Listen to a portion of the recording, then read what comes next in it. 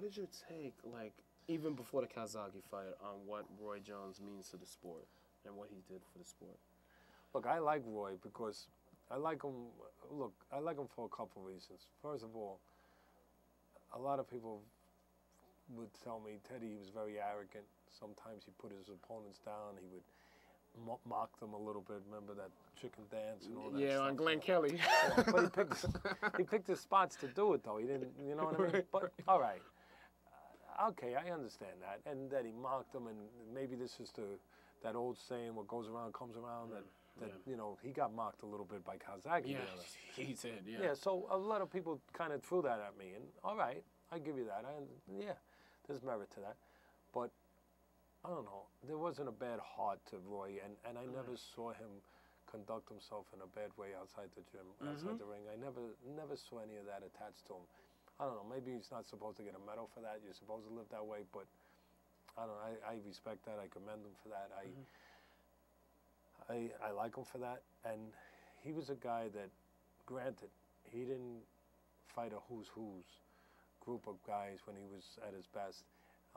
There wasn't a lot of great names. He fought Virgil Hill, who was past himself already, but there weren't a lot of great names. The best name was maybe James Toney, and you could make an argument James Toney might have been dead at the weight in that fight, from what I hear.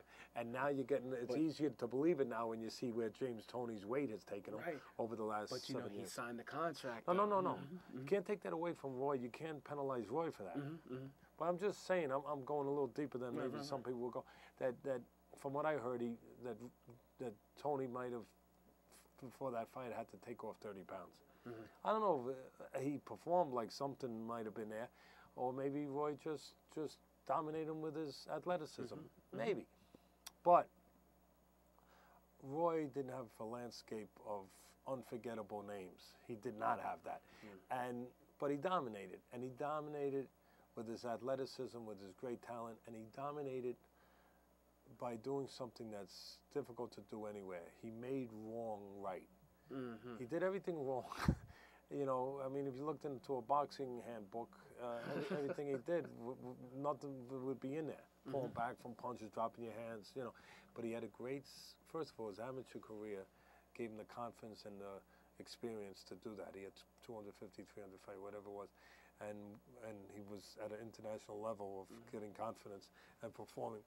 And, you know, he had a great sense of anticipation, He had great reflexes, great speed, power with the speed.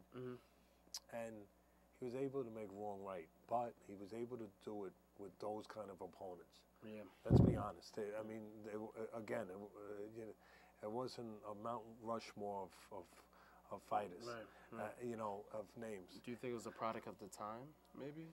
Like just... Well, no, you can only fight who's there. I understand that. But I'm just saying, when you try to say great, I think we use that word too quickly sometimes. Oh, tell me about it. You know, if a baseball player hits 300 one year, I hear people saying, oh, he's a great... Wait, hold on. Did you ever hear Willie Mays? Did you ever hear of Hank Aaron? Did you ever hear of Mickey Mantle, of DiMaggio? Did you ever hear of, you know, of these solid, you know, Duke Snider, these solid ball players that did it for maybe 15 years, 20 years. That way 300 consecutively. Can you let them, can you, under different conditions and different tests, can you let them go a little longer before you start, you know, anointing them with that word that scares the crap out of me? So, you know, before you start comparing Roy to, you know, Ezra Charles and Harold Johnson and Archie Moore, I mean, these guys to me are gods. Yes, indeed. Yeah.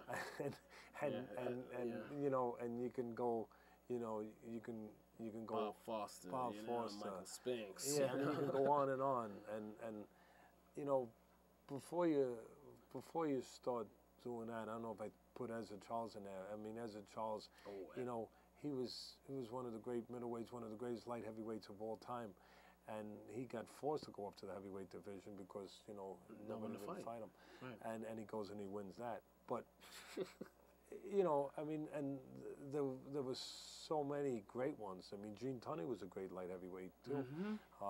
So before you start putting them in that caliber, in that company, those guys fought 200 fights. Those guys fought 250. Yeah. Archie Moore had 300 fights.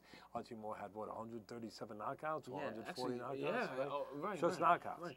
I mean, and the golden era of boxing when the best were around, and when they fought everyone, when they fought all the best. Mm-hmm. And over and over. Yeah. Again, it wasn't just one, I'm not going to give you a rematch. And it wasn't about navigating just to a record. Mm-hmm. It was about fighting who was there. Wow. And learning what you learned from that, and obviously becoming that kind of fighter because of that attitude and because of that practice. So, look, what I think Roy meant to the sport was he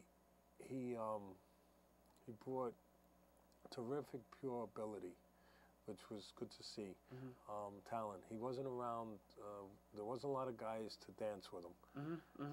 There wasn't the Ali Frazier matchups. You know, there wasn't a Ginger Roger, Fred Astaire. You know, where you want to see that dance.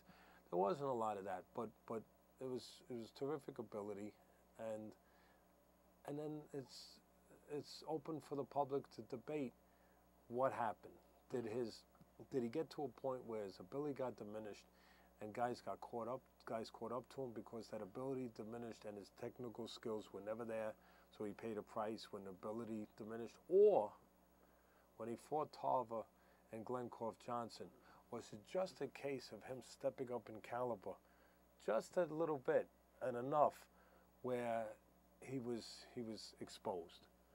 It's an interesting question, and I think that question is legitimate.